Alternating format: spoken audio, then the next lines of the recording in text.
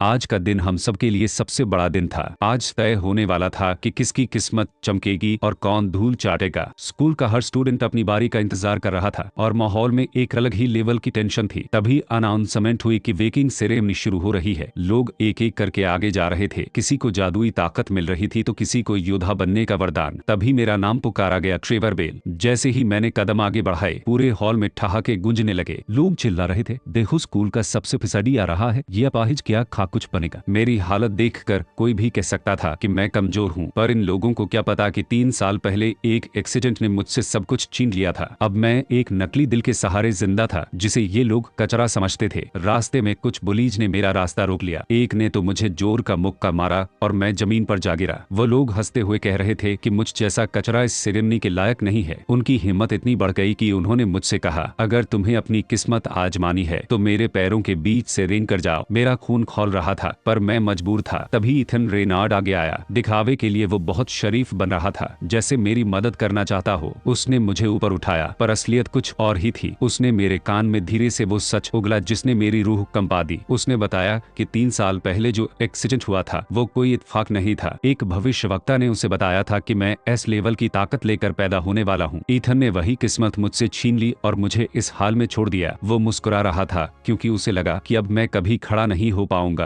वो और उसके चमचे मुझे और भी ज्यादा टॉर्चर करने ही वाले थे कि तभी वहां सबरीना एडलर आ गई। स्कूल की सबसे होनहार और खूबसूरत लड़की। उसने उन सबको डांटा और मुझे उनके चंगुल से बचाया। ईथन और उसके साथी हैरान थे कि सबरीना मुझ जैसे बेकार इंसान का साथ क्यों दे रही है, पर उन्हें नहीं पता था कि अब खेल पलटने वाला है। सबरीना मुझे बचाने के लिए उन गुंडों के सामने खड़ी थी। वो लोग उसका मजाक उड़ा रहे थे कि उसे मुझ जैसे लूजर से हमदर्दी क्यों है, पर सबरीना ने साफ कह दिया कि मैं जैसा भी हूँ वो मेरा साथ नहीं छोड़ेगी। उसकी बातों ने मेरे अंदर कुछ जगा दिया। मैं अब और किसी को खोना नहीं चाहता था। मैंने अपना हाथ उस जागृति पत्थर यानी अवेकनिंग क्रिस्टल पर रख दिया। अचानक मेरे सामने अंधेरा छा गया और मैं एक अजीब सी जगह पहुंच गया। वहाँ एक मशीन जैसा कंकाल खड़ा था, मशीनरी गॉड। उसने मुझसे पूछा कि क्या मैं ताकत के लिए अपनी आत्मा दांव पर लगाने को तैयार हूँ। मैंने बिना सोचे हाँ कह दिया। मुझे बदला चाहिए था और उसके लिए मैं अपनी जान भी दे सकता था। जैसे ही मैंने समझौता किया, एक नीला मैकेनिकल दिल मेरे अंदर समा गया। जब मेरी आंख खुली तो वहाँ खड़े टीचर चेस्टर ने बड़े निराशा से कहा कि मैं सिर्फ एक डी लेवल का मैकेनिस्ट बना हूँ। ये कोई लड़ने वाली ताकत नहीं थी, बल्कि सिर्फ चीजें ठीक करने वाला एक मामूली हुनर था। पूरी भीड़ ठहाके मारकर हंसने लगी। ईथन तो अपनी हंसी रोक ही नहीं पा रहा था। उसे लगा कि अब मेरा खेल खत्म हो चुका है, लेकिन तभी मेरे दिमाग में एक ठंडी मशीन जैसी आवाज गूंजी। ये मेरा सिस्टम था। उसने मुझे बताया कि मैं कोई मामूली मैकेनिस्ट नहीं बल्कि सुप्रीम मैकेनिस्ट बन चुका हूँ। मेरे पास अब सुप्रीम आर्मामेंट जैसी ताकत थी जो वक्त के साथ और भी खतरनाक हो सकती थी। इसमें 3 छिपी हुई खूबियां थी, मैकेनिकल कॉम्बैट, मैकेनिकल असेंशन और फ्री मॉडिफिकेशन। मतलब अब मैं किसी भी मशीन को अपनी मर्जी से बना और बढ़ा सकता था। तभी एक बुली अपनी ताकत दिखाने के लिए मुझ पर झपटा। उसे लगा था कि वो एक ही मौके में मेरा काम तमाम कर देगा, पर मैंने पलक झपकते ही उसे रोक लिया। मेरी ताकत अब एक आम इंसान से कई गुना ज्यादा बढ़ चुकी थी। वहाँ खड़े लोगों के होश उड़ गए जब उन्होंने देखा कि एक मामूली मैकेनिस्ट ने एक ताकतवर योद्धा को धूल चटा दी। सबरीना मेरी तरफ दौड़ी। वो मेरी चोटों को देखकर घबरा रही थी। मैंने हंसकर कहा कि ये तो मेरी पहली जीत के निशान हैं, पर हमारी खुशी ज्यादा देर नहीं टिकी। ईथन ने अपने खास बॉडीगार्ड्स को हमारे पीछे लगा दिया था। सबरीना ने मुझे चेताया कि ये लोग लेवल 15 के मंझे हुए शिकारी हैं और इनसे सीधे टकराना बेवकूफी होगी, लेकिन उसे क्या पता था कि अब डरने की बारी मेरी नहीं उनकी थी। गार्ड्स ने अपनी बंदूकें तान दी थी, पर तभी उनमें से एक चिल्लाया कि सबरीना को चोट नहीं पहुंचनी चाहिए। ईथन के डर से उन्होंने फिलहाल रुकना ही ठीक समझा। मैंने सबरीना की तरफ देखा और पूछा कि वो मेरे पीछे यहाँ तक क्यों आई। सच कहूँ तो लड़कियों को समझना कभी कभी नामुमकिन सा लगता है। तभी मुझे एहसास हुआ कि हम कहाँ खड़े थे। ये जहरीले मशरूमों का जंगल यानी पॉइजनस श्रम्प फॉरेस्ट था। यहाँ का नजारा बड़ा ही खौफनाक था। हर तरफ जहरीली मकड़ियाँ थी जो बड़ी सफाई से खुद को झाड़ियों में छिपा लेती थी। इनका जहर इतना खतरनाक था कि अगर एक बार काट ले तो पूरा शरीर पत्थर जैसा हो जाता। सबरीना अपनी आग वाली जादुई ताकत लेकर आगे बढ़ी। वो मेरा साथ देना चाहती थी, पर तभी मेरे सिस्टम ने एक जबरदस्त धमाका किया। मेरे लिए पहला बड़ा छिपा हुआ हुनर यानी मशीन ओवरलोड अनलॉक हो चुका था। ये किसी वरदान से कम नहीं था। अगले 10 मिनट के लिए मेरी ताकत 10 गुना बढ़ने वाली थी। ये मेरा सबसे बड़ा दांव था।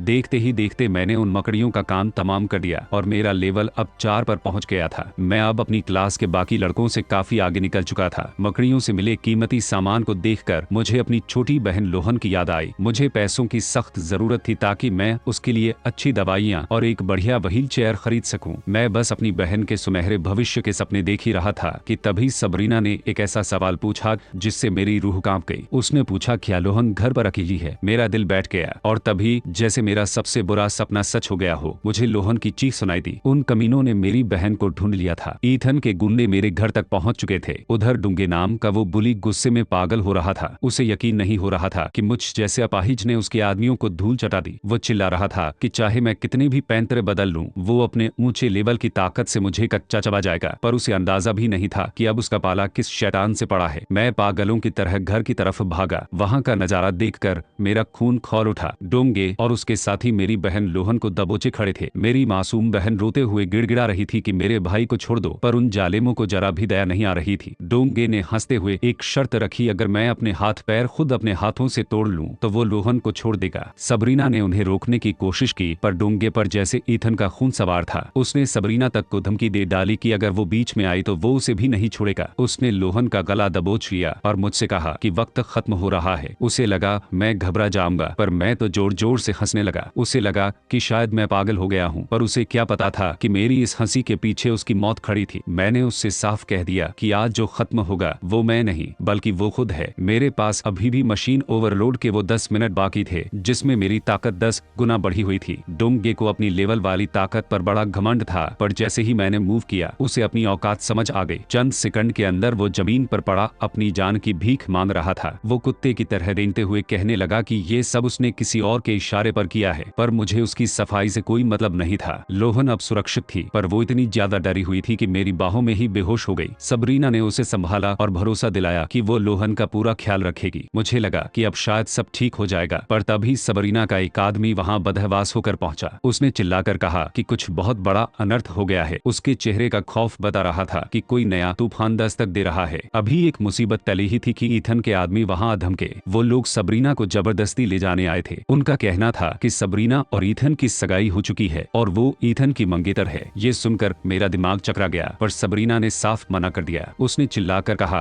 कि वो सगाई कब की टूट चुकी है और अब उसका दिल किसी और के लिए धड़कता है। उसने पूरी दुनिया के सामने ऐलान कर दिया कि वो सिर्फ मुझसे ही शादी करेगी। सच कहूँ तो मैं भी हैरान था, पर मैंने भी मौके पर चौका मार दिया। मैंने आगे बढ़कर उन गुंडों से साफ कह दिया, सबरीना मेरी है और उसे छूने की हिम्मत किसी ने की तो अंजाम बुरा होगा। वो लोग दुम दबाकर भाग गए, पर मुझे पता था कि वो अपने मालिक ईथन को खबर करने गए हैं। वैसे भी मैं ईथन से अपना पुराना हिसाब बराबर करने के लिए बेताब था। वहीं दूसरी तरफ ईथन को जब ये पता चला कि मैंने उसके आदमी को मार दिया और सबरीना को अपना बना लिया है, तब वो गुस्से से पागल हो गया। उसने अपनी सबसे खतरनाक मोहरी लूसीन मॉर्गन को मेरे पीछे भेज दिया। लूसीन एक ए लेवल की जादुई योद्धा थी। ईथन ने उसे एक वर्जित यानी बैन की हुई जादुई क्रिस्टल दी ताकि वो अपनी ताकत बढ़ाकर मुझे खत्म कर सके। ईथन को लगा कि लूसीन उसकी वफादार है, पर मामला कुछ और ही था। लूसीन के मन में ईथन के लिए कोई इज्जत नहीं थी। वो उसे एक बेवकूफ समझती थी और मन ही मन उसे ही खत्म करने के सपने देख रही थी। उसे अपनी खूबसूरती और जादुई टैलेंट पर बड़ा घमंड था। वो खुद को सबसे ऊपर देखना चाहती थी और अब वो मेरे सामने आ खड़ी हुई थी। उसकी आंखों में चमक और इरादों में नफरत थी। अब एक ऐसी जंग शुरू होने वाली थी जहां जादू और मशीनों की टक्कर होने वाली थी। लूसीन मेरे सामने आकर ऐसी बातें कर रही थी जैसे वो कोई बहुत बड़ी जज हो। वो मुझे बुराई का नाम दे रही थी और कह रही थी कि वो मुझे सजा देने आई है। मैंने मुस्कुराकर पूछा कि क्या ईथन ने उसे भेजा है। उसने अकड़ कर कहा कि अगर मैं उसके सामने घुटने टेक दूं तो शायद वो मेरी जान बख्श दे। मैंने भी जवाब दे दिया कि हार मानने का तो सवाल ही पैदा नहीं होता। उसने फौरन अपना बर्फ वाला खतरनाक जादू मुझ पर छोड़ दिया, लेकिन उसे नहीं पता था कि मेरा सिस्टम उसे पहले ही पढ़ चुका था। तभी मेरे दिमाग में आवाज गूंजी, दूसरा छिपा हुआ हुनर अनलॉक हो गया है, मैकेनिकल असेंशन। अब मैं लड़ाई के बीच में ही अपनी मशीनों को अपग्रेड कर सकता था। मैंने पलक झपकते ही अपने हाथ की मशीन को एक जलती हुई सुई जैसी तलवार में बदल लिया। उसकी बर्फ की ताकत मेरी गर्मी के सामने टिक नहीं पाई और उसका जादू बिखर गया। वो दंग रह गई कि एक मामूली मैकेनिस्ट ने उसके ए लेवल के जादू को कैसे काट दिया। तभी सबरीना ने बीच में आकर मुझे रोका। उसे लगा कि लूसीन के पास ईथन के बारे में कुछ खास जानकारी हो सकती है। जैसे ही पासा पलटा, लूसीन भी अपनी बातों से पलट गई। वो बड़ी चालाकी से कहने लगी कि वो तो बस मेरा टेस्ट ले रही थी कि मैं उसके साथ मिलकर लड़ने के लायक हूँ या नहीं। उसने मुझे अपना बॉडीगार्ड बनने का ऑफर दिया ताकि हम मिलकर ईथन का खेल खत्म कर सके। उसने एक ऐसा खुलासा किया जिसे सुनकर मेरे होश उड़ गए। लूसीन ने बताया कि ईथन के परिवार ने अपनी दौलत के दम पर इस पूरे इलाके को खरीद लिया है। उन्होंने यहाँ के अफसरों को भारी रिश्वत दी है ताकि ईथन बिना किसी मेहनत के लेवल अप कर सके और आने वाले कॉलेज एग्जाम में धांधली करके टॉप कर सके। मतलब पूरा सिस्टम ही बिका हुआ था और ईथन को जीत की थाली सजाकर दी जा रही थी। अब मेरी लड़ाई सिर्फ ईथन से नहीं बल्कि उस पूरे भ्रष्ट सिस्टम से थी। अगर ईथन ने इतनी मेहनत से ये तजुर्बे का खजाना जमा किया है तो उसे बेकार क्यों जाने दे। मैंने फैसला किया कि हम उस गुप्त इलाके यानी सीक्रेट रिल्म के अंदर जाएंगे। लूसी ने हमें वहां ले जाने का वादा किया। मुझे लगा कि ईथन के बिछाए जाल को उसी के खिलाफ इस्तेमाल करने का इससे अच्छा मौका नहीं मिलेगा। लूसीन पर अभी भी पूरा भरोसा करना मुश्किल था, पर फिलहाल वही हमारी गाइड थी। हम मौत के जंगल में दाखिल हुए। ये जगह उम्मीद से कहीं ज्यादा खतरनाक थी। वहाँ हमें पता चला कि ईथन के लोगों ने इस पूरे इलाके की मालकिन चिमेरा ब्रूड मदर को कैद कर रखा है। उसकी कमी की वजह से जंगल के सारे दानव पागल हो रहे थे। जैसे ही हम वहाँ पहुंचे ईथन के गार्ड्स ने हमें रोक लिया, पर लूसीन ने बड़ी सफाई से झूठ बोल दिया कि ईथन ने ही उसे यहाँ मदद के लिए भेजा है। गार्ड्स उसकी बातों में आ गए और हमें सीधे उस जगह ले गए जहाँ ब्रूड मदर को रखा गया था। वहाँ का नजारा देखकर मेरा जी मिचलाने लगा। वो ब्रूड मदर अब एक इंसान जैसा रूप ले चुकी थी, पर उसकी हालत बहुत दर्दनाक थी। गार्ड्स बड़े घमंड से बता रहे थे कि ईथन ने उसे यहाँ सिर्फ इसलिए कैद किया है ताकि वो लगातार नए और ताकतवर दानव पैदा करती रहे। ईथन उन मासूम जीवों को मारकर बड़ी आसानी से अपना लेवल बढ़ा रहा था। उसके लिए किसी की जान की कोई कीमत नहीं थी। सब कुछ बस उसकी ताकत बढ़ाने का जरिया था। ईथन की ये नीच हरकत देखकर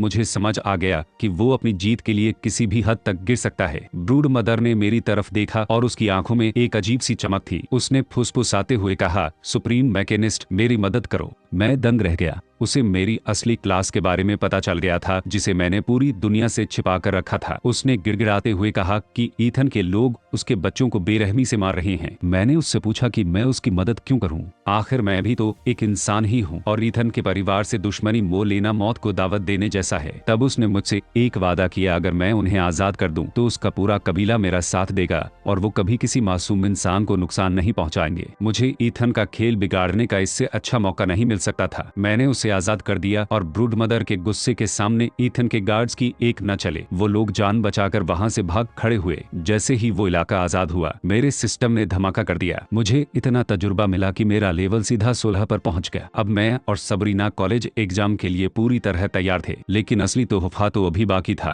ब्रूड मदर ने मुझे एक बेशकीमती मैजिक ऑर्ब दिया। जैसे ही मैंने उसे छुआ, वो मेरे सिस्टम के साथ जुड़ गया और मुझे मिला एक नया पुर्जा, बायोकेमिकल पावर फर्नेस। इससे मेरी मशीनी ताकत और कवच की शक्ति कई गुना बढ़ गई। यही नहीं, मेरा तीसरा छिपा हुआ हुनर भी अनलॉक हो गया, मशीन क्रिएशन। अब मैं अपनी मर्जी से कोई भी मशीनी चीज बना सकता था। मैंने अपनी इस नई ताकत का इस्तेमाल एक नेक काम के लिए किया। मैंने ब्रूड मदर के मरे हुए बच्चे के लिए एक मशीनी शरीर तैयार किया और उससे कहा कि वो अपने बच्चे की रूह इसमें डाल दे। देखते ही देखते वो नन्हा जीव फिर से जी उठा। ब्रूड मदर की आंखों में जो सुकून था, वो देखकर मुझे एहसास हुआ कि अब मेरा असली सफर शुरू हुआ है। ईथन ने जो तबाही मचाई थी, उसे खत्म करने की शुरुआत हो चुकी थी। ईथन को लगा था कि वो मुझे फिर से धूल चटा देगा, पर उसका ये घमंड जल्द ही टूटने वाला था। मैंने उसकी आंखों में देखकर साफ कह दिया कि मेरा दिल उसे वापस करना ही होगा। उसने मुझ पर हमला किया, पर उसे अंदाजा नहीं था कि मैंने ब्रूड मदर के जादुई ऑर्ब की ताकत को अपनी मशीनों में समा लिया था। मेरे हमलों में अब एक ऐसा जहर था जो उसके मजबूत कवच को भी गला रहा था। वो दंग रह गई कि मुझ जैसा मामूली मैकेनिस्ट उसे इतनी कड़ी टक्कर कैसे दे रहा है। उसे समझ आ गया कि मैं लड़ाई के मामले में कोई कच्चा खिलाड़ी नहीं बल्कि एक जीनियस हूँ। तभी वो पूरा गुप्त इलाका ढहने लगा। हर तरफ से मौत मंडरा रही थी। ईथन एक नंबर का डरपोक निकला। वो अपनी जान बचाने के लिए हमें वहीं छोड़कर भाग गया। मुझे पता था कि अगर रास्ता नहीं ढूंढा तो हम सब यहाँ जिंदा दफन हो जाएंगे। मैंने तुरंत अपनी मैकेनिकल असेंशन स्किल को एक्टिवेट किया और अपनी रक्षा प्रणाली को कई गुना बढ़ा लिया। ब्रूड मदर की मदद और मेरी मशीनी ताकत के दम पर हम उस गिरती हुई गुफा से बाहर निकलने में कामयाब रहे। मैंने मन ही मन ठान लिया कि ईथन से इस धोखे का हिसाब मैं कॉलेज एग्जाम में जरूर लूंगा। लेकिन अभी एक और बड़ी मुसीबत खड़ी थी। मेरे माता पिता पिछले 3 साल से उसी अस्पताल के आईसीयू में भर्ती थे जहां ईथन के आदमियों ने डेरा डाल रखा था। ईथन ने मेरे सबसे प्यारे दोस्त केविन को पकड़ लिया था और उसे बुरी तरह टॉर्चर कर रहा था। वो गुंडे केविन से मेरा पता उगलवाना चाहते थे। वो उसे धमका रहे थे कि अगर उसने मुंह नहीं खोला तो वो उसे जान से मार देंगे। केविन की हालत बहुत खराब थी और उसका जिगरा तो देखो। उसने कांपती हुई आवाज में पर साफ साफ कह दिया कि वो मर जाएगा, पर अपने भाई जैसे दोस्त को धोखा कभी नहीं देगा। ईथन के गुंडों को समझ नहीं आ रहा था कि एक सीधा सादा दिखने वाला लड़का इतना हठी कैसे हो सकता है, पर मुझे पता था केविन अपनी जान दे सकता है पर गद्दारी नहीं कर सकता। अब मुझे जल्द से जल्द वहां पहुंचना था, क्योंकि अगर मेरे माँ बाप या मेरे दोस्त को कुछ हुआ तो मैं पूरी रेनॉल्ड फैमिली का नामो निशान मिटा दूंगा। मैं अस्पताल पहुंचा और केविन को उन दरिंदों के चंगुल से आजाद कराया। केविन की आंखों में यकीन ही नहीं था कि उसका वही पुराना दोस्त अब इतना ताकतवर हो चुका है। मैंने उसे सीने से लगाया और साफ कह दिया कि जब तक मैं खड़ा हूँ उसे कोई हाथ भी नहीं लगा पाएगा। केविन ने मुझे बड़ी बात बताई। ईथन के गुंडे मेरे माता पिता के आईसीयू रूम के बाहर जाल बिछाकर बैठे थे। वो चाहते थे कि मैं उन्हें बचाने के लिए सीधा अंदर जाऊं और वो मुझे वही खत्म कर दे। अगर मैं उन पर सीधा हमला करता तो वो मेरे माँ बाप को नुकसान पहुंचा सकते थे। मामला बहुत पेचीदा था, पर मेरे पास एक ऐसा राज था जो वो नहीं जानते थे। मैंने अपने मैजिक ऑर्ब के जरिए ब्रूड मदर से बात की। उसने मुझे कीट वंश के हजारों खतरनाक जीवों की जानकारी दी। फिर क्या था, मैंने अपनी मशीन क्रिएशन स्किल का इस्तेमाल किया और पलक झपकते ही नन्हे मशीनी कीड़ों की एक पूरी फौज तैयार कर ली। ये कीड़े इतने छोटे थे कि किसी को नजर भी नहीं आते, पर इतने घातक कि पल भर में किसी का भी दिमाग काबू कर ले। अब खेल शुरू होने वाला था। मैं गलियारे में पहुंचा और जानबूझकर एक कमजोर और डरे हुए इंसान का नाटक करने लगा। मैंने उनके सामने हाथ जोड़े और गिड़गिड़ाते हुए कहा कि मेरे माता पिता को छोड़ दो। वो लोग मुझे देखकर ठहाके मारने लगे। ईथन के चमचों को लगा कि जिस लड़के से उनका मालिक इतना डर रहा है वो तो एक नंबर का डरपोक और भीगी बिल्ली है। उन्होंने मुझे कचरा कहा और मेरा मजाक उड़ाया, पर उन बेवकूफों को क्या पता था कि जिस चूहे को वो देख रहे थे वो असल में एक शिकारी था और वो सब अब मेरे जाल में फंस चुके थे। उन गुंडों को लगा था कि मैं उनके जाल में फंस चुका हूँ, पर असली जाल तो मैंने बिछाया था। जैसे ही वो मेरे करीब आए, मेरे नन्हे मशीनी कीड़े बिजली की रफ्तार से उनके शरीर पर चढ़ गए। ये कोई मामूली कीड़े नहीं बल्कि एस लेवल के खतरनाक जीव थे। देखते ही देखते उन गुंडों की आंखें पथरा गईं। अब उनके दिमाग का कंट्रोल मेरे हाथों में था।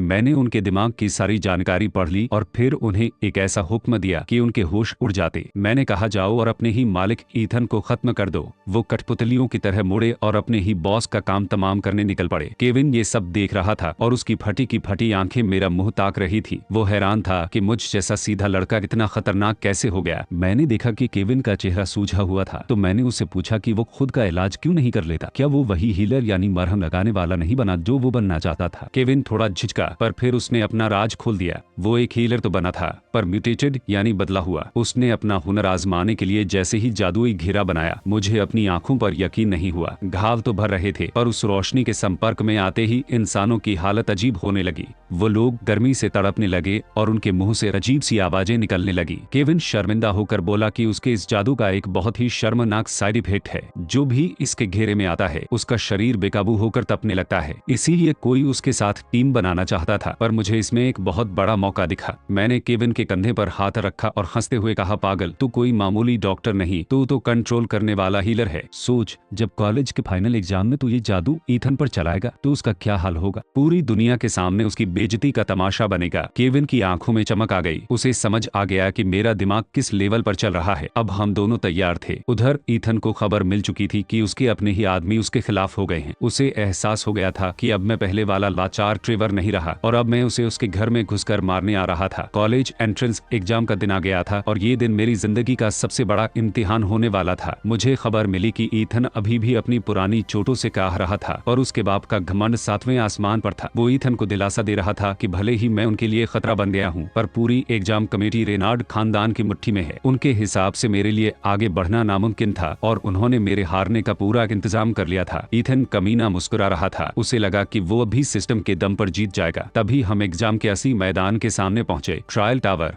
ये टावर कोई मामूली जगह नहीं थी। इसकी हर मंजिल के साथ इनाम और ताकत बढ़ती जाती थी। केविन थोड़ा घबराया हुआ था। उसे लगा कि टावर की 10-12 मंजिलें चढ़कर किसी मामूली कॉलेज में जगह मिल जाए तो बहुत है, पर मैंने उसका हौसला बढ़ाते हुए कहा, केविन, अपनी ताकत पहचान। अब तू वो पुराना डरपोक केविन नहीं रहा। हमारा लक्ष्य टावर की चोटी है, उससे कम कुछ भी नहीं। वहाँ मौजूद छात्र हमारा मजाक उड़ा रहे थे। लोग चिल्ला रहे थे कि देखो, स्कूल के 2 सबसे पीछे रहने वाले लड़के टावर फतह करने आए हैं। तभी हमारे पुराने दुश्मन हेनरी और कैंडी हमारे सामने आकर बदतमीजी करने लगे। ये वही जोड़ा था जिसने पहले मुझे बहुत सताया था। हेनरी ताना मार रहा था कि मुझ जैसे कचरे को यहाँ आने की क्या जरूरत थी, सीधा मजदूरी करने चले जाना चाहिए था। कैनी बड़े दिखावे के साथ हमें ताना मार रही थी जैसे उसे हमारी बहुत फिक्र हो। हेनरी हंसते हुए बोला कि एग्जाम में हिस्सा लेने के लिए कम से कम 4 लोगों की टीम चाहिए। उसे पूरा यकीन था कि हम 2 अभागा होन को अपनी टीम में कोई शामिल नहीं करेगा। वो हमें नीचा दिखा ही रहे थे कि तभी अचानक भीड़ चीरते हुए लूसीन मॉर्गन वहां पहुंचे। उसे देखते ही सबकी बोलती बंद हो गई। लूसीन ने सबके सामने आकर बड़े हक से कहा, ट्रेवर, मैंने तुम्हें अपना गार्डियन नाइट चुना है। तुम मेरे अलावा किसी और के साथ टीम नहीं बना सकते।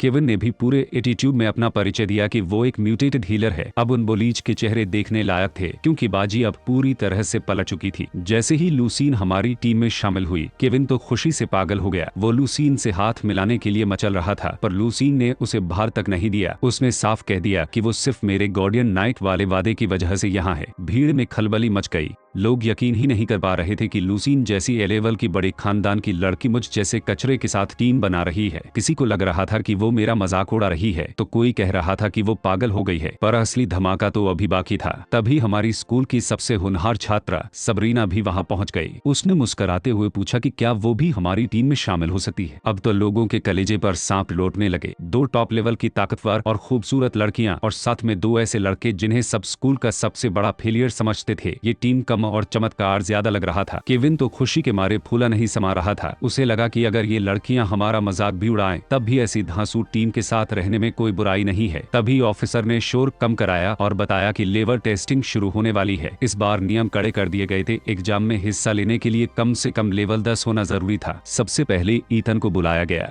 ईथन ने जैसे ही टेस्टिंग मशीन को छुआ, एक बहुत तेज सुनहरी रोशनी फैली और स्क्रीन पर चमक उठा लेवल 18। ये स्कूल के इतिहास का सबसे बड़ा रिकॉर्ड था। लोग ईथन के नाम के नारे लगाने लगे और उसे भगवान समझने लगे। ईथन ने एक घमंडी नजर मेरी तरफ डाली, जैसे कह रहा हो कि मेरी औकात उसके पैरों की धूल के बराबर भी नहीं है। तभी भीड़ में से कुछ लोग चिल्लाने लगे कि अब मेरा और केविन का लेवल चेक किया जाए। उन सबको पक्का यकीन था कि हम लेवल 10 के आसपास भी नहीं होंगे और हमें टावर के अंदर घुसने से पहले ही बेइज्जत करके बाहर निकाल दिया जाएगा। कमेटी के लोग भी मन ही मन मुस्कुरा रहे थे। उन्हें लगा कि मेरी कहानी यहीं खत्म हो जाएगी, पर उन्हें क्या पता था कि अब उनके होश उड़ने वाले हैं। भीड़ में शोर मच गया। हर कोई चिल्ला रहा था कि हम दोनों को एक साथ टेस्ट करके बाहर निकाल देना चाहिए क्योंकि हम सबका टाइम बर्बाद कर रहे हैं। उन्हें लगा कि हम दोनों मिलकर भी लेवल 10 पार नहीं कर पाएंगे। बुलीज तो ऐसे हंस रहे थे जैसे उन्हें पूरा यकीन हो कि हम यहाँ भी धूल चाटेंगे। सबरीना ने धीरे से कहा कि मुझे इन लोगों को कुछ भी साबित करने की जरूरत नहीं है, पर मेरा मानना कुछ और था। मैंने उससे साफ कह दिया, यार अगर इतनी मेहनत के बाद जलवा न दिखाया तो सब बेकार है। आज मैं इन सब की बोलती बंद करने वाला था। मैंने केविन को पहले भेजा। लोग उसका मजाक उड़ा रहे थे, उसे सुअर बोल रहे थे और कह रहे थे कि ये तो पक्का लेवल 1 पर ही अटका होगा। पर जैसे ही उसने मशीन को छुआ, स्क्रीन तेजी से चमकने लगी। उसका लेवल देखकर सबके होश उड़ गए। वो एक सपोर्टर होकर भी कई हमलावर योद्धाओं से आगे निकल चुका था। केविन ने सारा क्रेडिट मुझे दिया। मैंने भी मजे लेते हुए सबके सामने कह दिया कि बस कुछ नाइटमेयर लेवल के डंजन्स क्लियर किए हैं और कुछ नहीं। पूरी भीड़ सन्न रह गई। उन्हें यकीन ही नहीं हो रहा था कि हम उस मौत के इलाके से जिंदा वापस आए हैं। अब मेरी बारी थी। लोगों को लग रहा था कि एक मामूली मैकेनिस्ट लेवल 10 तक कैसे पहुंच सकता है। मैंने जैसे ही मशीन को छुआ, पूरा सन्नाटा छा गया। मशीन में कोई हालचाल नहीं हुई, कोई लाइट नहीं जली। बुलीज चिल्लाने लगे कि मेरा लेवल इतना कम है कि मशीन ने जवाब देना ही बंद कर दिया। वो मुझे लालची और दूसरों के दम पर पलने वाला बोलने लगे। टीचर भी परेशान हो गए। उन्हें लगा शायद मशीन में कोई गड़बड़ आ गई है क्योंकि ऐसा पहले कभी नहीं हुआ था। बाकी सबके टेस्ट में तो मशीन सही चल रही थी, पर मेरे छूते ही उसे जैसे सांप सूंघ गया था। पर मुझे पता था कि मामला कुछ और है। मेरा असली लेवल इतना मजबूत था कि ये मशीन शायद उसे झेल ही नहीं पा रही थी। अभी ये ड्रामा चल ही रहा था कि तभी भीड़ के बीच से एक और शख्स की एंट्री हुई जिसने सबका ध्यान अपनी ओर खींच लिया। भीड़ मुझ पर चिल्ला रही थी कि मैं चुपचाप स्टेज से नीचे उतर जाऊं और अपना मजाक न बनवाऊं। उन्हें लगा कि मेरा लेवल इतना कम है कि मशीन ने गिनती करना ही बंद कर दिया है। केविन ने चिल्लाकर सबको बताया कि मैं लेवल 16 पर हूं, पर किसी ने उसकी बात नहीं मानी। सबको लगा कि वो मेरा दोस्त है, इसलिए सफेद झूठ बोल रहा है। विलेन के चमचे तो यहाँ तक कहने लगे कि मुझे इस एग्जाम से ही बाहर कर देना चाहिए। तभी ईथन बीच में कूद पड़ा। उसने बड़े ही नाटक के साथ ऑफिसर से कहा कि मुझे थोड़ा और वक्त मिलना चाहिए। भीड़ उसकी महानता के गुण गाने लगी कि देखो ईथन कितना बड़ा इंसान है, वो अपने दुश्मन के लिए भी खड़ा हो रहा है। पर मैं उसकी आंखों में छिपी वो कमीनी मुस्कान देख पा रहा था। वो मुझे मदद नहीं कर रहा था, बल्कि पूरी दुनिया के सामने मेरी और भी बड़ी बेइज्जती का इंतजार कर रहा था। उधर ईथन के बाप ने प्रिंसिपल को ताना मारना शुरू कर दिया कि उनका बेटा ही स्कूल की इकलौती उम्मीद है। सबरीना के पिता भी सभी ईथन के खानदान के सामने हाथ जोड़ रहे थे और कह रहे थे कि उनकी बेटी को शायद मैंने बहका दिया है। सबने मान लिया था कि मेरा खेल यही खत्म हो गया है। ऑफिसर ने मुझे आखिरी मौका दिया और कहा कि अगर इस बार भी कुछ नहीं हुआ तो मुझे अयोग्य घोषित कर दिया जाएगा। मैंने गहरी सांस ली और मशीन पर अपना हाथ रखा। इस बार मशीन में ऐसा धमाका हुआ कि पूरे मैदान की लाइटें कम पड़ गईं। एक तेज नीली रोशनी आसमान की तरफ उठी और स्क्रीन पर जो नंबर आया उसे देखकर पूरे मैदान में मौत जैसा सन्नाटा छा गया। स्क्रीन पर बड़े बड़े अक्षरों में लिखा था लेवल 30। लोगों के होश उड़ गए। लेवल 18 वाला ईथन, जो खुद को भगवान समझ रहा था, उसके चेहरे का रंग सफेद पड़ गया। लोग चिल्लाने लगे कि मशीन पक्का खराब हो गई है, क्योंकि पूरे देश के इतिहास में आज तक किसी ने लेवल 30 का स्टूडेंट नहीं देखा था। यार, मैं तो अपनी ताकत छुपाने की कोशिश कर रहा था ताकि किसी को मुझ पर शक न हो। मैंने अपना लेवल 30 से नीचे रखने का सोचा था, पर एक पल के लिए ध्यान क्या भटका, मशीन ने मेरी असली औकात दिखा दी। लेवल 30। पूरे हॉल में सन्नाटा छाने के बाद जबरदस्त हंगामा मच गया। लोग चिल्लाने लगे कि ये तो नियमों के खिलाफ है। आमतौर पर इस एग्जाम के लिए लेवल 30 से कम होना चाहिए ताकि मुकाबला बराबरी का हो। बुलीज विरोध करने लगे कि मुझ जैसे इंसान का इतना हाई लेवल होना बाकी सबके साथ नाइंसाफी है, पर ऑफिसर ने उनकी बोलती बंद कर दी। उन्होंने साफ कहा कि ये नियम योद्धाओं के लिए है और मुझ जैसे मैकेनिस्ट के लिए लेवल की कोई ऊपरी सीमा नहीं है। ईथन मुझे दिख रहा था। उसकी आंखों में नफरत के साथ साथ एक अजीब सी सनक थी। वो मुझे खत्म करने के लिए बेताब था और उसने अपने प्यादों को प्लान बी शुरू करने का इशारा कर दिया। अचानक माइक पर एक घोषणा हुई जिसने सबके होश उड़ा दिए। एग्जाम कमेटी ने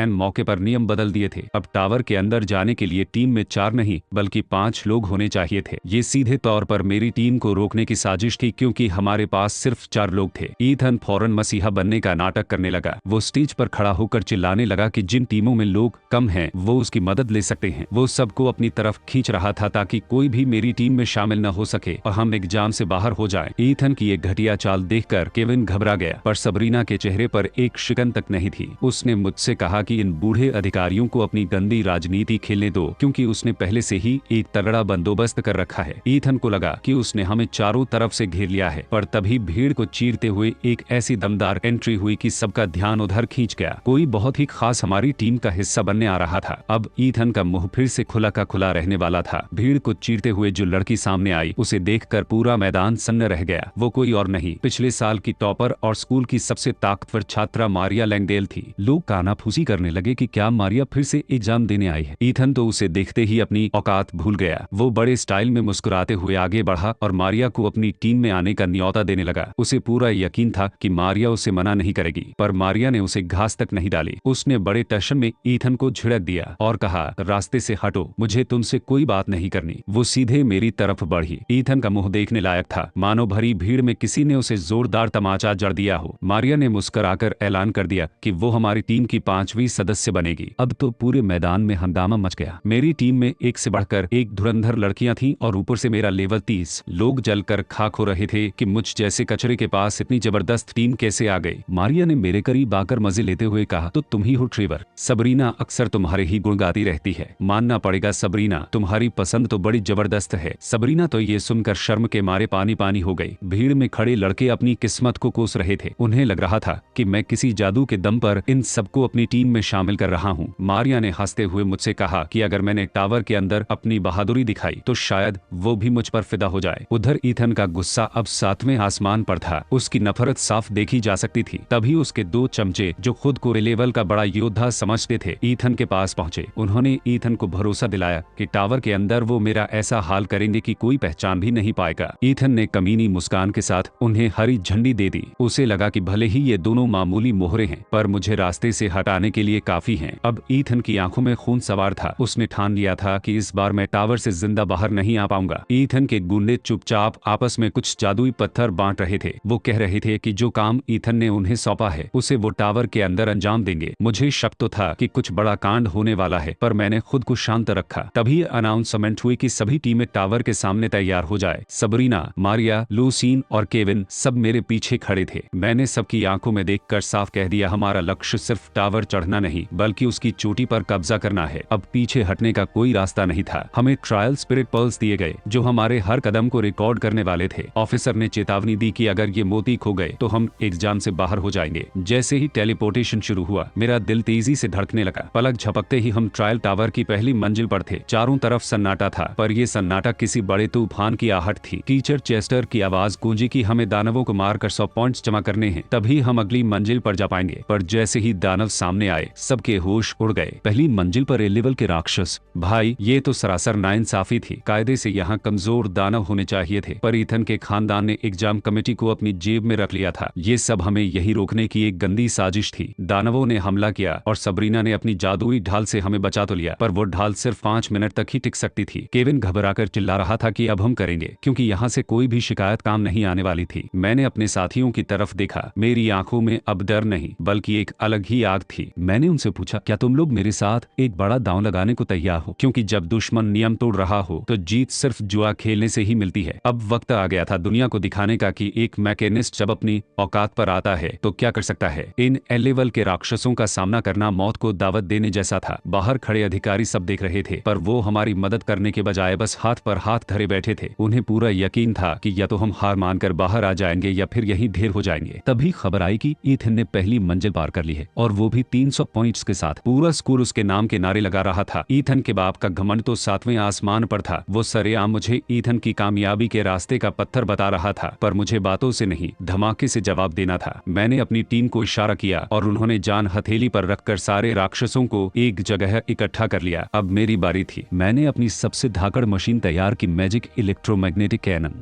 जैसे ही मैंने उसे दागा, एक जबरदस्त धमाका हुआ और सारे राक्षसों का नामो निशान मिटा दिए। सबरीना की ढाल बस टूटने ही वाली थी, पर सही वक्त पर हमने बाजी पलट दी। अब हम न सिर्फ पहली मंजिल पार कर चुके थे, बल्कि हमारा स्कोर दूसरे नंबर वाली टीम से भी लगभग दुगना था। जो लोग कल तक मुझे स्कूल का सबसे बड़ा लूजर कह रहे थे, आज वही मुझ पर दांव लगा रहे थे। सबरीना के पिता तो अभी से मुझे अपना दामाद बताने लगे थे। ये दुनिया भी बड़ी अजीब है, उगते सूरज को ही सलाम करती है। पर ईथन का बाप इतनी आसानी से हार मानने वाला नहीं था। उसने गुस्से में तिल मिलाकर अपने प्यादों को प्लान डी शुरू करने का हुक्म दे दिया। साफ था कि आगे का रास्ता और भी खतरनाक होने वाला था। सब मुझे बधाई दे रहे थे कि मैं इस राउंड का सबसे कीमती खिलाड़ी हूँ, पर तभी कमेटी ने अपना असली रंग दिखा दिया। अचानक ऐलान हुआ कि अब टीमें एक दूसरे के स्पिरिट पर्ल्स छीन सकती हैं और पॉइंट्स चोरी कर सकती हैं। ये साफ साफ हमारे खिलाफ चाल थी। हम पॉइंट्स में सबसे ऊपर थे, पर मंजिलों के मामले में ईथन की टीम से पीछे रह गए थे। इसका मतलब था कि बाकी मंजिलों की टीमें हमें लूटने के लिए नीचे आ सकती थी। ईथन चाहता था कि सब हमें निशाना बनाए ताकि वो सुरक्षित रहे, पर मैंने भी ठान लिया था कि ये मुसीबत मैं उसी के गले मर दूंगा। उधर ईथन ने झाओ हाई को मेरे पीछे लगा दिया था। उसने उसे कोई एस लेवल की खतरनाक चीज दी थी और साफ कहा था कि मुझे जिंदा नहीं छोड़ना। हम सब ने 5वीं मंजिल के लिए टेलीपोर्ट किया, पर जब मेरी आंख खुली तो मेरे होश उड़ गए। मेरे साथ कोई नहीं था। मैं उस सुनसान मंजिल पर बिल्कुल अकेला खड़ा था। ये कोई तकनीकी खराबी नहीं, बल्कि एक जानलेवा जाल था। तभी झाओ हाई अपने 4 साथियों के साथ सामने आ धमका। वो कमीना बड़े घमंड से हंस रहा था कि अब मेरा बचना नामुमकिन है। मैंने उसे साफ कह दिया कि तुम जैसे 5 नहीं 10 भी आ जाए तो मेरा कुछ नहीं बिगाड़ पाएंगे। पर तभी मामला बिगड़ गया। उन लोगों ने एक वर्जित जादुई क्रिस्टल निकाला जिससे मेडुसा की खौफनाक शक्ति निकल रही थी। अचानक मुझे अपना शरीर भारी लगने लगा। मेरी मशीनें रुकने लगी और मेरा मांस पत्थर में बदलने लगा। झाओ हाई चिल्ला रहा था कि अब मैं हमेशा के लिए एक पत्थर का बुत बन जाऊंगा। मेरी आंखों के सामने अंधेरा छाने लगा था और मैं एक विशाल पत्थर के गोले में कैद होता जा रहा था। ऐसा लग रहा था कि ईथन की ये गंदी चाल कामयाब हो गई है। ये साले मुझे पत्थर के गोले में कैद करके समझ रहे थे कि मेरा दम घुट जाएगा। झाओ हाई और उसके चमचे बाहर खड़े होकर अपनी जीत का जश्न मना रहे थे। उन्हें लगा कि ईथन के तलवे चाटने के बदले अगर उनकी परीक्षा भी रद्द हो गई तो कोई बड़ी बात नहीं है। पर उन्हें क्या पता था कि मैं अंदर अपनी मौत का नहीं बल्कि उनकी बर्बादी का सामान तैयार कर रहा था। मैंने फौरन अपनी जादुई ऑर्ब के जरिए ब्रूड मदर से संपर्क किया और सिस्टम को कमांड दिया, मशीन क्रिएशन शुरू करो। बाहर का नजारा तो और भी गंदा था। स्कूल के प्रिंसिपल और सबरीना के घर वाले चिल्ला रहे थे कि इस एग्जाम को अभी के अभी रोका जाए, क्योंकि ये सरेआम कत्ल की कोशिश थी। पर ईथन का बाप, वो घटिया आदमी, साफ साफ कह रहा था कि एग्जाम में तो मौतें होती ही रहती हैं, इसमें कौन सी बड़ी बात है। वो नियमों की दुहाई दे रहा था, पर असल में वो खुश था कि उसके बेटे का रास्ता साफ हो रहा है। उसे लग रहा था कि उसने मुझे खत्म करवा दिया है, पर असल में उसने अपनी बर्बादी के वारंट पर साइन कर दिए थे। तभी अचानक उस पत्थर के गोले में दरारें पड़ी और हजारों मैकेनिकल मकड़ियां बाहर निकलने लगी। उन बुलीज को लगा कि ये मामूली जीव उनका क्या बिगाड़ लेंगे। वो हंस रहे थे कि समन किए हुए जीव तो मालिक से आधी ताकत के होते हैं, यानी लेवल 15 के कचरे। पर तभी हवा का रुख बदला। मेरी मकड़ियों के बीच से एक ऐसी चीज बाहर निकली जिसे देखकर उनके पैरों तले जमीन खिसक गई। एक एस लेवल का खौफनाक दाना। अब झाओ हाई की सारी हेकड़ी हवा हो गई थी। उसके साथ ही दुम दबाकर भागने की कोशिश कर रहे थे, पर अब बहुत देर हो चुकी थी। वो कमीना घुटनों पर गिरकर मुझसे अपनी जान की भीख मांगने लगा। कल तक जो मुझे कचरा समझ रहे थे, आज वही अपनी फटी आंखों से मौत को सामने खड़ा देख रहे थे। मुझे वो हर एक जख्म और हर एक अपमान याद था जो इन्होंने मुझे दिया था। अब माफी का वक्त खत्म हो चुका था, अब सिर्फ हिसाब बराबर करने का मंजर बाकी था। अभी कुछ देर पहले तक ये लोग मेरी जान लेने पर तुले थे और अब जब पासा पलट गया है तो हाथ जोड़कर माफी मांग रहे हैं। इनका कहना है कि ईथन ने इनके परिवार वालों को धमकी दी थी, इसलिए ये सब मुझे परेशान कर रहे थे। मैंने इनकी तरफ देखा और एक ठंडी मुस्कान के साथ कहा, शुक्रिया मुझे याद दिलाने के लिए कि तुम लोग कितने गिरे हुए हो। क्या तुम्हें लगता है मैं वो दिन भूल गया हूँ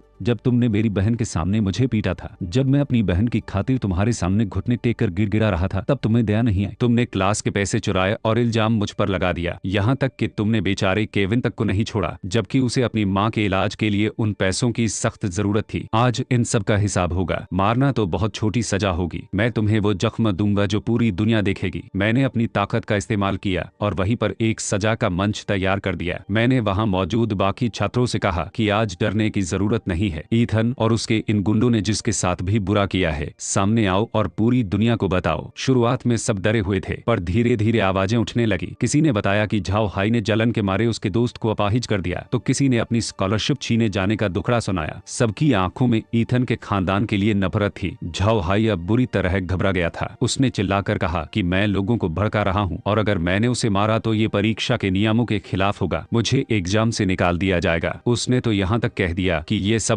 ईथन के कहने पर हुआ है और अगर मुझे बदला लेना है तो मैं आगे बढ़ूं, उसे छोड़ दूं। तभी उनका वो जादुई पत्थर जिसका इस्तेमाल वो मुझे फंसाने के लिए कर रहे थे, खुद उन पर ही भारी पड़ने लगा। वो पत्थर उनकी काली ताकतों को सोखने लगा। झाओ हाई चिल्ला रहा था कि ये सब मेरी चाल है, मैंने जानबूझकर उन्हें वो पत्थर इस्तेमाल करने दिया, पर मुझे इससे क्या, मैंने तो बस वही किया जो जरूरी था। तभी मुझे सबरीना और केविन की आवाज सुनाई दी। वो लोग मुझे ढूंढते हुए वहां पहुंच गए थे। उन्हें झाओ हाई की ये हालत देखकर यकीन नहीं हो रहा था। झाओ हाई अभी भी नियमों की दुहाई दे रहा था, पर मैंने साफ कह दिया, जो कुछ भी तुम्हारे साथ हो रहा है उससे मेरा कोई लेना देना नहीं है, ये तुम्हारे ही कर्मों का फल है। झाओ हाई और उसके साथी उसी जादुई पत्थर की ताकत का शिकार हो गए जो उन्होंने मेरे लिए बिछाया था। उनकी अपनी ही बिछाई साजिश उन पर भारी पड़ गई और उनका खेल वही खत्म हो गया। केविन को अब समझ आया कि ये सब मेरी सोची समझी चाल थी। मैंने जानबूझकर उन्हें वो पत्थर इस्तेमाल करने का मौका दिया ताकि मैं नियमों को तोड़े बिना उन्हें रास्ते से हटा सकूं। केविन मेरी इस चतुराई का कायल हो गया और सबरीना की आंखों में तो जैसे मेरे लिए एक अलग ही इज्जत दिखने लगी थी। तभी टावर में अनाउंसमेंट हुई कि झाओ हाई की टीम ने पहले नियमों का उल्लंघन किया था और मुझ पर जानलेवा हमला किया था, इसलिए मेरा एक्शन सिर्फ अपना बचाव था। इनाम के तौर पर झाओ हाई की टीम के पूरे 200 पॉइंट्स मुझे मिल गए। अब एक नया नियम भी आ गया था कि हर 10 पॉइंट्स खर्च करके हम एक मंजिल छोड़कर आगे बढ़ सकते थे। मैंने एक पल भी बर्बाद नहीं किया और पॉइंट्स खर्च करके सीधे 25वीं मंजिल पर पहुंच गया। मेरा लक्ष्य साफ था, मुझे जल्द से जल्द ईथन तक पहुंचना था। वहीं दूसरी तरफ ईथन अब डरने लगा था। उसने अपने एक प्यादे को मजबूर किया कि वो किसी भी तरह मुझे रास्ते में ही रोक ले। उसने उस बेचारे को धमकी दी कि अगर वो नाकाम रहा तो उसका पूरा परिवार मारा जाएगा। वो प्यादा अपनी जान की परवाह किए बिना मुझे रोकने के लिए तैयार हो गया। जैसे ही हम 25वीं मंजिल पर पहुंचे, वहां का नजारा एकदम बदल गया। ऐसा लग रहा था कि जैसे हम टावर से बाहर किसी रहस्यमय जगह आ गए हों। सबरीना ने तुरंत अपना सुरक्षा कवच यानी शील्ड बना ली। उसे समझ आ गया कि ये कोई असली जगह नहीं है, बल्कि एक मायाजाल है जिसे एक साए वाले मॉन्स्टर ने तैयार किया है। ये मॉन्स्टर परछाइयों को काबू कर सकता था और हमें भ्रम में डाल रहा था। सबरीना ने कहा कि उसे इस मायाजाल को तोड़ने के लिए थोड़ा समय चाहिए। मैंने उसे अपना काम करने को कहा और खुद उस साए वाले मॉन्स्टर और अंधेरे में छिपे उस शिकारी का सामना करने के लिए आगे बढ़ गया। वो शिकारी ईथन के डर से मुझ पर पागलपन की हद तक हमला कर रहा था, पर उसे अंदाजा नहीं था कि उसने किससे दुश्मनी मोल ली है। तभी अचानक मेरे सामने वो चेहरे आए जिन्हें देखने के लिए मैं सालों से तरस रहा था। मेरे मम्मी पापा। मुझे अपनी आंखों पर यकीन नहीं हो रहा था।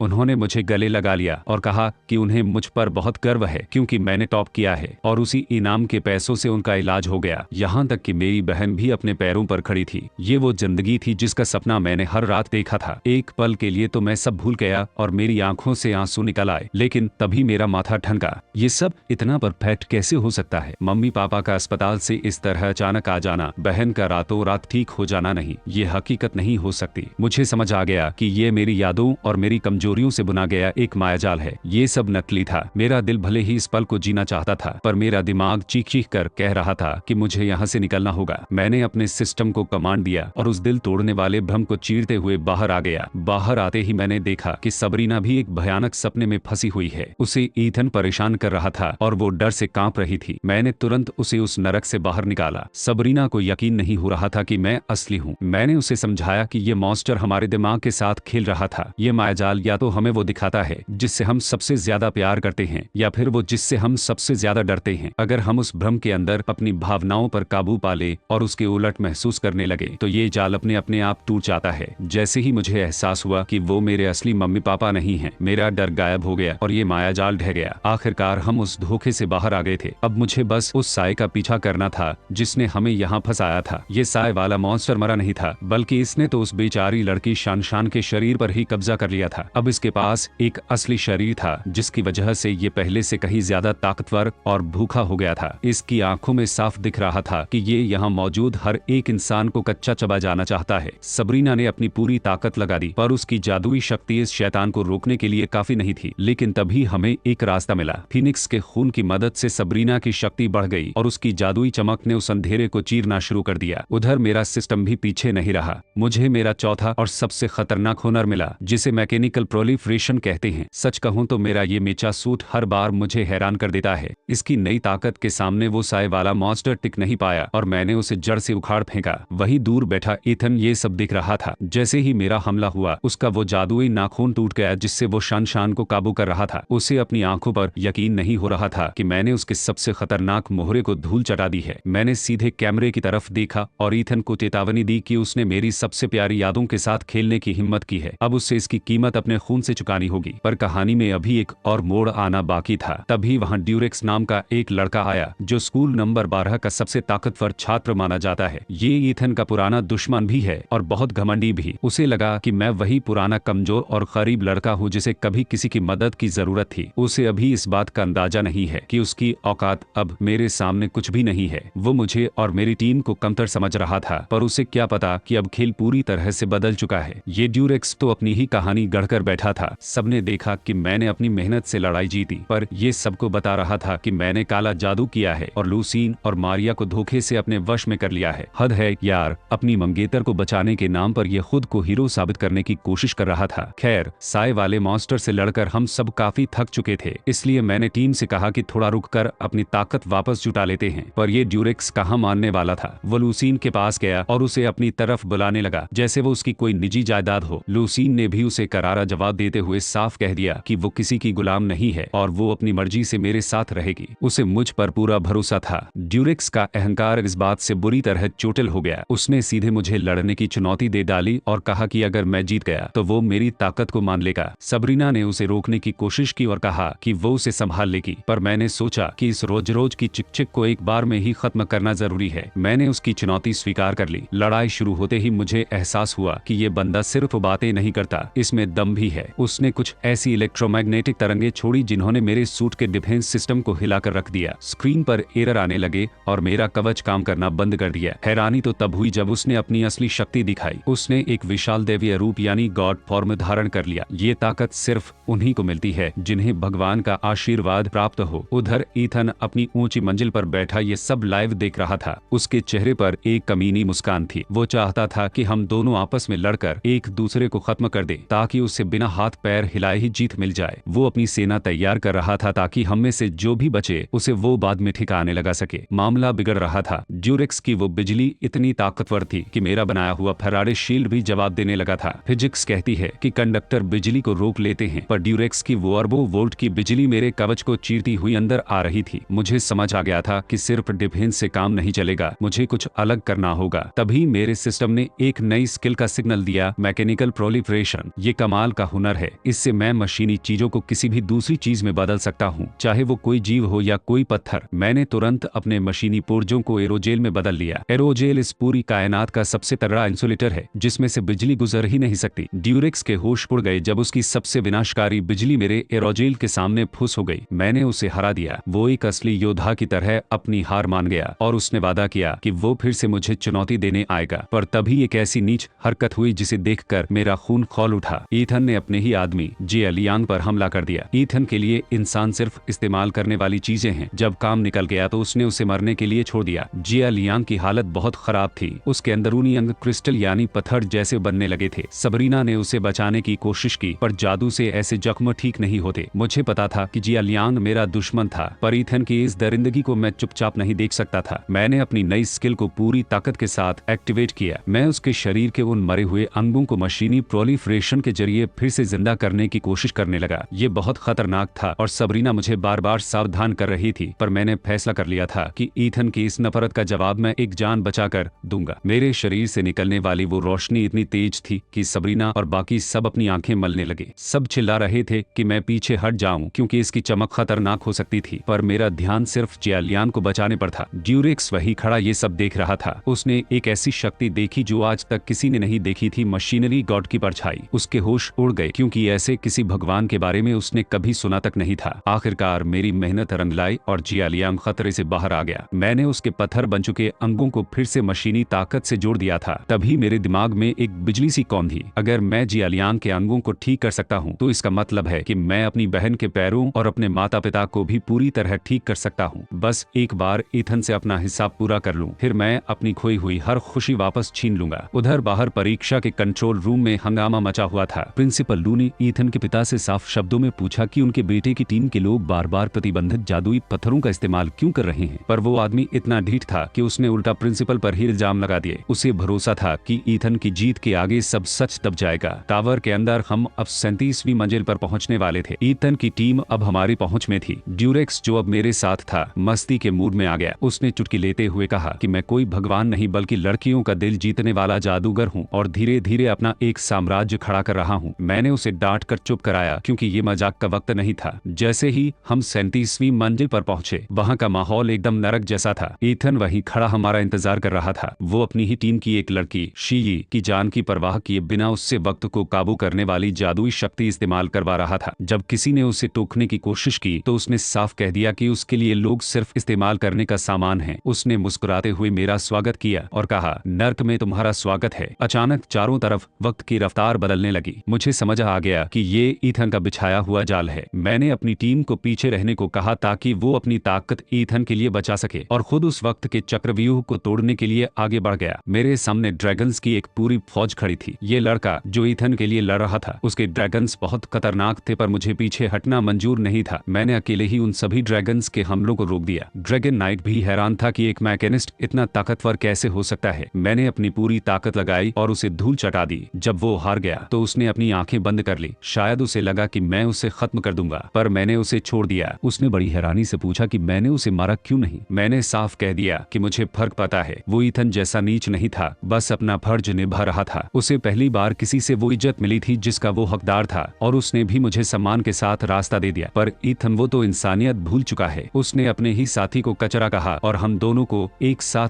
खत्म करने के लिए हमला कर दिया। उसे लगा कि लड़ाई के बाद मेरा मेचा सूट अब कमजोर पड़ गया है और वो आसानी से मुझे ढेर कर देगा। उसने मुझ पर तीरों और बिजली की बारिश कर दी। लेकिन ईथन एक बात भूल गया था, मेरा मशीनी शरीर सिर्फ लोहा नहीं है। मैंने उसकी सारी बिजली और हमले की ऊर्जा को अपने अंदर सोख लिया। जब धुआं छंटा और मैं मुस्कुराते हुए खड़ा रहा तो ईथन के पैरों तले जमीन खिसक गई। उसे लगा था कि मेरा सूट खराब हो गया है, पर सच तो ये था कि उसकी अपनी बिजली ने ही मुझे और ज्यादा चार्ज कर दिया था। बाहर बैठे प्रिंसिपल और बाकी लोग ईथन की इस गद्दारी को लाइव देख रहे थे। प्रिंसिपल लू ने उसके पिता को आईना दिखाया कि उनका बेटा जीतने के लिए अपने ही साथियों की बलि दे रहा है, पर उस घमंडी बाप को कोई शर्म नहीं थी। उधर ईथन अब पागल हो रहा था। उसने चिल्लाकर कहा कि अभी तो उसने अपनी असली ताकत दिखाई ही नहीं है। उसे लगता है कि वो अभी भी मुझसे ऊपर है, पर उसे नहीं पता कि अब उसकी हार की गिनती शुरू हो चुकी है। ईथन अब अपनी आखिरी औकात पर आ गया था। उसने चिल्लाकर कहा कि अब वो मुझे इस नर्क की गहराइयों में भेज देगा। उसने अपनी पूरी ताकत झोंक दी और एक बहुत शक्तिशाली पवित्र रक्षा कवच बनाया। उसे पूरा भरोसा था कि अब दुनिया की कोई भी ताकत उसकी इस ढाल को नहीं तोड़ सकती। उसने मुझसे कहा कि अब मेरा अंत करीब है, पर मुझे रोकना इतना आसान नहीं था। मैंने अपनी मशीनी ताकत को एक जगह इकट्ठा किया और उसकी उस तथाकथित दिव्य ढाल को एक ही झटके में चकनाचूर कर दिया। ईथन के चेहरे का रंग उड़ गया। उसे समझ नहीं आ रहा था कि एक मामूली मैकेनिस्ट उसकी इन शक्तियों को कैसे काबू कर सकता है। मैंने सीधे उसकी आंखों में देखकर कहा, ईथन तू हैरान क्यों है? तू इन शक्तियों को इसलिए नहीं संभाल पा रहा क्योंकि ये तेरी हैं ही नहीं। ये मेरा दिल है जो तेरे सीने में धड़क रहा है और तू बस एक चोर है जिसने उसने धोखे से मेरा मुकद्दर चुराया है। मेरी ये बात उसे जहर की तरह लगी। जब उसे लगा कि वो सीधी लड़ाई में हार रहा है तो उसने अपनी असली नीचता दिखाई। उसने चालाकी से मेरे साथियों को अपने जाल में फंसा लिया और उनकी जान खतरे में डाल दी। उसने हंसते हुए धमकी दी कि अगर मैंने एक कदम भी आगे बढ़ाया तो वो उन सबको खत्म कर देगा। उसे परीक्षा के नियमों की कोई परवाह नहीं थी, उसे बस मेरी हार और मौत चाहिए थी। लेकिन मेरे साथी कायर नहीं थे। सबरीना, लूसीन और बाकी सब ने चीख कर मुझसे कहा कि मैं उनकी वजह से अपने कदम न रोकूं। सबरीना ने साफ कह दिया कि आज हम जो कुछ भी हैं वो मेरी वजह से हैं और वो नहीं चाहती कि मेरी मेहनत बेकार जाए। लूसीन और मारिया ने भी ऐलान कर दिया कि हम एक टीम हैं और हम आखिरी दम तक लड़ेंगे। उनकी इन बातों ने मेरे अंदर एक नई आग भर दी। ईथन अब बुरी तरह बौखला गया था। उसे लगा था कि मैं घुटने टेक दूंगा, पर अब मेरा गुस्सा 7वें आसमान पर था। उसने आखिरी बार मुझ पर हमला करने की कोशिश की, पर उसे नहीं पता था कि आज उसका हिसाब होकर रहेगा। ईथन ने अपनी आखिरी और सबसे गंदी चाल चली। उसने पूरे टावर के वक्त को ही रोक दिया। सब कुछ थम गया। हवा में उड़ते तीर जम गए और मेरे साथी पत्थर की मूरत बन गए। ईथन के चेहरे पर एक कमीनी मुस्कान थी। उसे लगा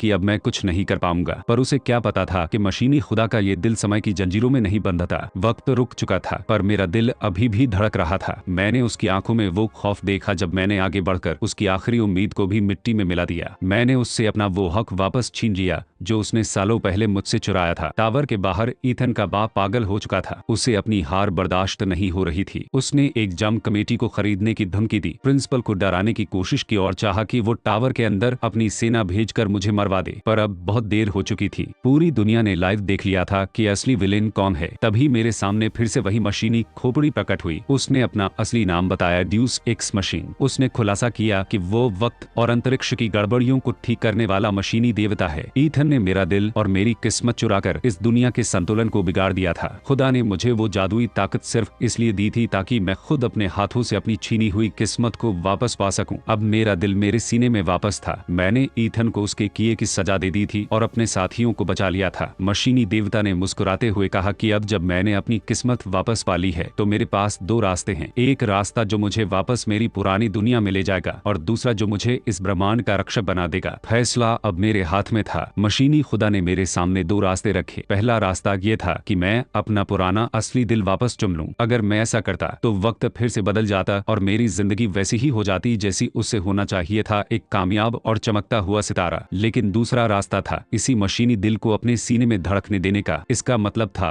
कि हालात नहीं बदलेंगे और मुझे अपनी हर खोई हुई खुशी को खुद अपने हाथों से वापस छीना होगा। मैंने एक पल की भी देरी नहीं की। मैंने साफ कह दिया कि मुझे ये मशीनी दिल ही मंजूर है। खुदा ने मुझसे दोबारा पूछा कि क्या मैं वाकई एक मुश्किल जिंदगी चाहता हूँ। मैंने मुस्कुराकर जवाब दिया कि अगर मैं पुराने दिल को चुनता तो शायद मेरी किस्मत चमक जाती, पर ये जो अनमोल साथी मुझे इस मुश्किल सफर में मिले हैं मैं उन्हें खो देता। अब मैं अकेला नहीं था और इन दोस्तों के साथ मैं नर्क का रास्ता भी हंसते हंसते पार कर सकता हूँ। यही मेरी चुनी हुई तकदीर है। खुदा मेरी इस बात से बहुत खुश हुए। उन्होंने ऐलान किया कि मैंने अपना आखिरी इम्तिहान भी पास कर लिया है। अब मैं सिर्फ एक मैकेनिस्ट नहीं बल्कि मशीनी खुदा का वारिस यानी गॉस प्रॉक्सी था। इसका मतलब था कि अब मैं इस दुनिया में भगवान की ताकतों का इस्तेमाल कर सकता था। उन्होंने मुझे चेतावनी दी कि आगे का रास्ता और भी खतरनाक होगा और मेरे दुश्मन और भी ज्यादा ताकतवर होंगे, पर मुझे अब डर नहीं लगता था। जो भी मेरे रास्ते में आएगा उसे धूल चटना तय है। मशीनी खुदा ने मेरी पुरानी शक्तियों को इस मशीनी दिल के साथ जोड़ दिया। अब मेरे पास वो असली ताकत थी जो ईथन ने मुझसे चुराई थी। इतना ही नहीं, मेरे वफादार साथियों का लेवल भी बढ़कर 50 हो गया और सबसे बड़ी बात, मैंने एक ऐसी गॉड लेवल स्किल हासिल की जिसे मैकेनिकल डिसेंट कहते हैं। ये ताकत देवताओं की है और अब ये मेरे पास थी। वही दूसरी तरफ टावर के बाहर ईथन और उसके बाप की सरेआम धजियां उड़ रही थी। जांच में सब साफ हो गया कि कैसे ईथन ने जलन के मारे मेरे परिवार का एक्सीडेंट करवाया था और मेरा दिल चुराया था। उसने सिर्फ मेरे साथ ही नहीं बल्कि इस पूरे एग्जाम में जादुई पत्थरों का इस्तेमाल करके धोखाधड़ी की थी। लोगों का दिमाग काबू करना और कत्ल की साजिशें रचना। उसके हर काले कारनामे की सच्चाई अब दुनिया के सामने थी। अब वक्त था उस कचरे को साफ करने का और अपने नए सफर की शुरुआत करने का। अब पूरी दुनिया को पता चल चुका था कि ईथन कितना बड़ा अपराधी है। मेरे ऊपर लगे सारे इल्जाम हट गए और अधिकारियों ने साफ कह दिया कि मेरा पलटवार सिर्फ अपना बचाव था। कंट्रोल रूम से आदेश आया कि ईथन के बाप को फौरन गिरफ्तार किया जाए और हमें पूरी सुरक्षा दी जाए। मैंने उन सबका दिल से शुक्रिया अदा किया जिन्होंने इस मुश्किल वक्त में मेरा साथ दिया। मेरी टीम के साथी अब थोड़े रिलैक्स थे। ड्यूरेक्स और लड़कियां फिर से मेरी टांग खींचाई करने लगे। उनका कहना था कि मेरी लड़ने की काबिलियत से ज्यादा तो मेरी लड़कियों को अपनी तरफ खींचने की ताकत बढ़ गई है। ड्यूरेक्स तो यहाँ तक कह रहा था कि मुझे अब अपनी एक अलग ही दुनिया बसा लेनी चाहिए। खैर, ये सब तो मजाक था, पर मुझे मुझे पता था कि असली खतरा अभी टला नहीं है। तभी अचानक पूरे टावर में खतरे का सायरन बज उठा। अनाउंसमेंट हुई कि कुछ अनजान हमलावर टावर में घुसने की कोशिश कर रहे हैं और सभी छात्र फौरन सुरक्षित जगहों पर चले जाएं। लेकिन मुझे रुकना मंजूर नहीं था। मशीनी खुदा ने भी चेतावनी दी कि टावर के शिखर पर अभी भी एक बहुत बड़ी गड़बड़ी बाकी है जिसे ठीक करना जरूरी है। मैंने साफ कर दिया कि मैं टावर की चोटी तक जाकर ही दम लूंगा। खुदा ने मेरे हौसले को देखकर मुझे एक आखिरी तोहफा दिया और हमें सीधे 100वीं मंजिल की तरफ भेज दिया। उधर ईथन का बाप अब पूरी तरह से हैवान बन चुका था। उसे पता था कि कानून का शिकंजा उस पर कस चुका है, पर वो मरते मरते सबको साथ ले जाना चाहता था। उसने अपनी पूरी खानदानी ताकत और काली शक्तियों को इकट्ठा करके एक खौफनाक चक्रव्यूह तैयार किया। उसका इरादा आज यहाँ मौत का सबसे बड़ा तमाशा खड़ा करने का था। वो चिल्ला रहा था कि आज वो सबका ऐसा जनाजा निकालेगा जिसे दुनिया याद रखेगी। आखिरकार हम 100वीं मंजिल पर पहुंच गए।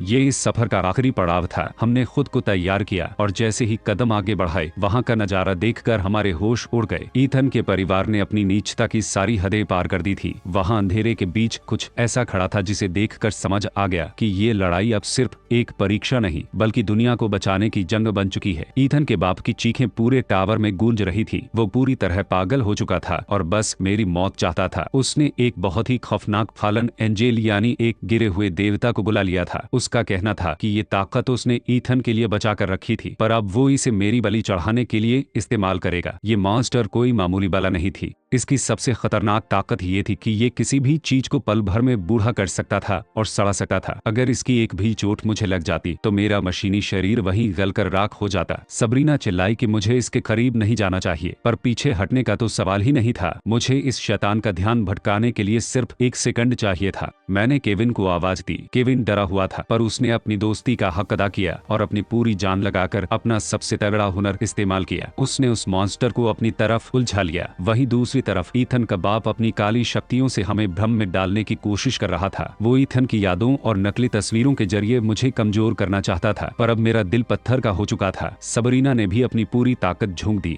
उसके गॉड लव्स द वर्ल्ड वाले मंत्र ने एक ऐसी ढाल बनाई जिसने उस मॉन्स्टर की साथ देने वाली रोशनी को हमसे दूर रखा। पर तभी एक और भयानक खुलासा हुआ। ईथन का बाप सिर्फ जादू नहीं कर रहा था, उसके पास भी एक देवता की शक्ति थी, तबाही का देवता जो वक्त और अंतरिक्ष को पल भर में तबाह कर सकता है। मशीनी खुदा ने मेरे कान में कहा कि अगर इस बिगड़े हुए समय को ठीक करना है तो मुझे इस शैतानी देवता को जड़ से खत्म करना होगा। अब ये लड़ाई सिर्फ मेरे बदले की नहीं थी, ये पूरी कायनात को बचाने की जंग बन चुकी थी। मैंने अपनी मशीनी ताकत को आखिरी बार इकट्ठा किया और उस अंधेरे देवता की तरफ कदम बढ़ा दिए। आज या तो वो बचेगा या मैं। ईथन के उस कमीने बाप ने अपनी नीचता की सारी हदें पार कर दी। उसने मेरे ही दोस्तों के मन में मेरे खिलाफ जहर घोलने की कोशिश की। उसका कहना था कि मेरे साथियों के दिल में मेरे लिए नफरत छिपी है और वो आज मुझे अपने हाथों से खत्म करेंगे। उसने उन्हें वश में कर लिया और केविन, लूसीन, मारिया सब एक एक करके मेरी तरफ हथियार लेकर बढ़ने लगे। वो चाहता था कि मैं अपने ही भाइयों और दोस्तों के हाथों मारा जाऊं, लेकिन उसे क्या पता था कि हमारी दोस्ती किसी जादू टोने से कहीं ज्यादा मजबूत है। मैंने पूरी ताकत लगाकर उन्हें आवाज दी और उस शैतानी साये को उनके दिमाग से उखाड़ फेंका। ईथन का बाप सन्न रह गया। उसे यकीन नहीं हो रहा था कि एक मामूली कचरा कहलाने वाला लड़का उसकी सबसे बड़ी शक्ति को कैसे मात दे सकता है। उसे लगा था कि वह मुझे तोड़ देगा, पर उसका हर बार खाली गया। तभी मशीनी खुदा की आवाज मेरे कानों में गूंजी, ट्रेवर, अब अपना फर्ज निभाओ, इस बिगड़े हुए समय को ठीक करो और इंसाफ करो। मैंने अपनी पूरी मशीनी ताकत को मुट्ठी में कैद किया और उस अंधेरे के देवता पर आखिरी प्रहार किया। धमाका इतना जबरदस्त था कि पूरा टावर हिल उठा। ईथन का बाप बुरी तरह हार चुका था, पर जाते जाते भी वो अपनी नफरत उगल रहा था। उसने कसम खाई कि वो जिंदगी भर मेरा पीछा करेगा और मुझे चैन से नहीं रहने देगा। मैंने भी उसकी आंखों में आंखें डालकर मुस्कुराते हुए कह दिया, शौक से आ जाना, मैं और मेरे साथी हर बार तेरी इस गंदगी को साफ करने के लिए तैयार मिलेंगे। आखिरकार वो लम्हा आ ही गया जिसका हम सबने सपना देखा था। हम टावर की सबसे ऊंची चोटी पर खड़े थे। अंधेरा छंट चुका था और जीत की रोशनी हमारे सामने थी। हम सबने मिलकर कर दिखाया। अनाउंसमेंट हुई कि हम पांचों ने इस पूरे देश की परीक्षा में पहला स्थान हासिल किया है। हमें सीधे देश की सबसे बड़ी यूनिवर्सिटी में एडमिशन मिल गया। केविन खुशी से झूम उठा। लूसीन और मारिया के चेहरे खिल गए। वो जो कल तक हमें हारा हुआ समझते थे, आज उनके मुंह पर ताला लग चुका था। हमारा नया सफर अब यहाँ से शुरू होने वाला था और इस बार हम पूरी दुनिया बदलने के लिए तैयार थे। अंधेरी रात अब खत्म हो चुकी थी।